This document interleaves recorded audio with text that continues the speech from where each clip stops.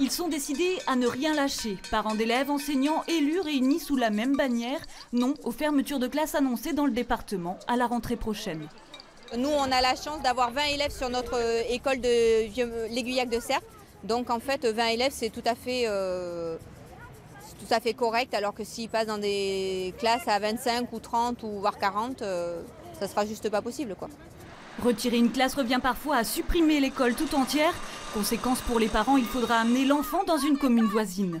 Ça veut dire se lever plus tôt, ça veut dire plus de trajets pour les enfants, une autre organisation, comment les faire garder, avec le travail, tout ça, c'est beaucoup d'organisation à la campagne, alors que là tout est en place et qu'il n'y a pas lieu de fermer cette école.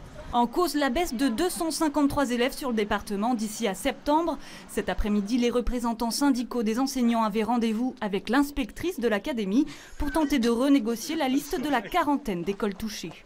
Aujourd'hui, il y a 8 écoles qui sortent de cette fameuse liste.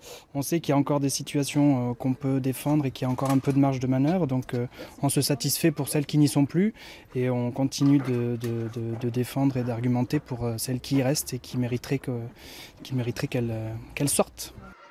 À Saint-Antoine-de-Breuil ou encore comme ici à Vanxin, les classes sont désormais maintenues.